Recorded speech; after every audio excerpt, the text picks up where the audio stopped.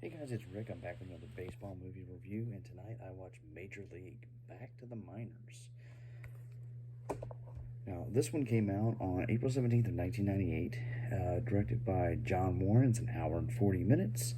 Got a great cast in it. You've got Scott Bakula as your lead, Corbin Burnson returning as Roger Dorn, Dennis Haber returns as Serrano, Taka Ishibashi is back as Tanaka.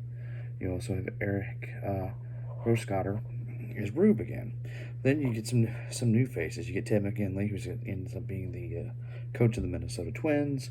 Walter Goggins, who's a strong hitter, but he's a smart ass. Bob Uecker's actually in the film as well as the announcer, and it's just a well put together cast.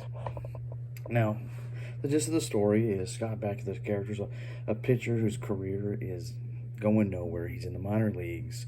Roger Dorn, who owns the Twins now, approaches him to take over the South Carolina Buzz as their manager and try to whip him into shape.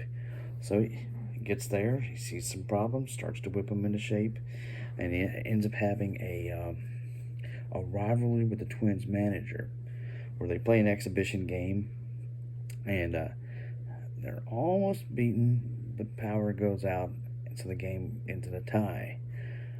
But later on, they get their chance to prove who the better team is. Now, I will admit, when this came out back in 1998, I saw it, I was just like, Back to the Minors, that makes no sense whatsoever. It's kind of meant to be a spin-off in the series, and minor league baseball is just as important as Major League Baseball because they're the farm systems that get the teams where they are. And it makes sense to me now. You've got older players from past movies that have, that they're playing as good, so they go down in the league.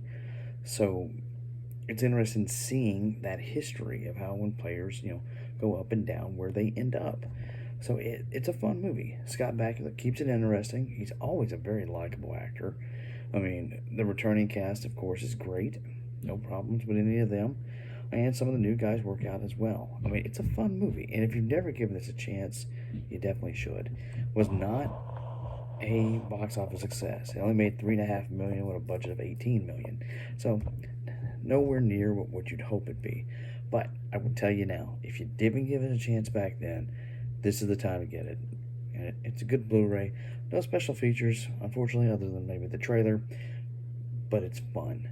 And even in the movie, they talk about baseball being fun. See, that's a continuing theme here.